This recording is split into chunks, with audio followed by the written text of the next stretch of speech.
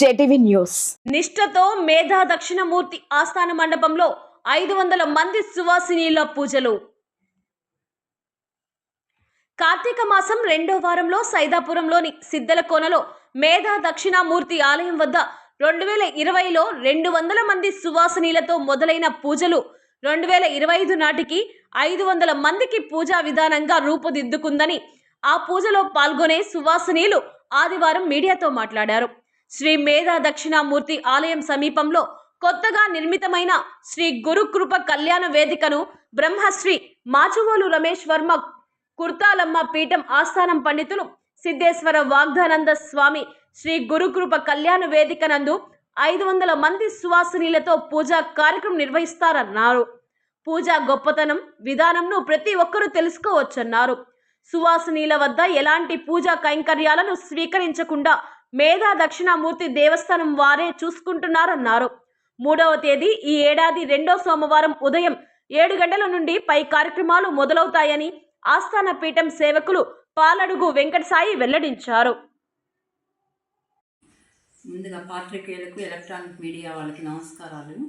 ఈ కార్తీక మాసం సందర్భంగా రెండవ సోమవారం 3వ తేదీ ఇక్కడ సైదాపురం గ్రామంలోని సిద్దలకొండల మీద ఉదయం 7 గంటల కుర్తాలమ్మ పీఠం సిద్ధేశ్వర వార్తానంది స్వామివారి ఆధ్వర్యంలో శ్రీ గురు కృపా కళ్యాణ వేదికను శ్రీ మేధా దక్షిణామూర్తి దేవస్థానం సిద్ధలకోన సైదాపురం నందు నిర్మించబడింది.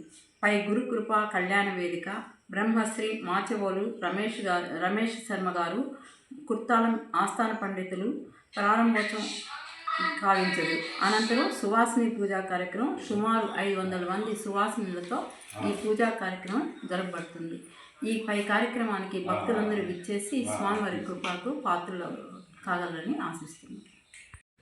ఈ సువాసిని పూజా కార్యక్రమం 2020లో స్టార్ట్ చేస్తున్నారు. అప్పుడు 100 మంది సువాసినితో పూజ ప్రారంభించడమైంది. ఇప్పుడు 2025లో దగ్గర 500 మంది సువాసినితో ఈ పూజని స్టార్ట్ చేస్తున్నారు. ఈ పూజకి ప్రతి సంవత్సరం పెరుగుతూ వస్తున్నారు. ఈ పూజ యొక్క గొప్పతనాన్ని తెలుసుకొని ప్రజలందరూ బాగా ఎక్కువగా సువాసనలు ఎక్కువ అవుతున్నారు. కార్యక్రమానికి 2020 నుంచి స్టార్ట్ చేసినప్పటికీ అప్పటి నుంచి ఇప్పటి వరకు సువాసన దగ్గర కానీ ఎవరి దగ్గర కానీ ₹1 కూడా తీసుకోకుండా మొత్తం దేవస్థానం వారే ఆ పూజా కైంకర్యాలు మొత్తం వాళ్ళే ఏర్పాటు చేయడం అయింది.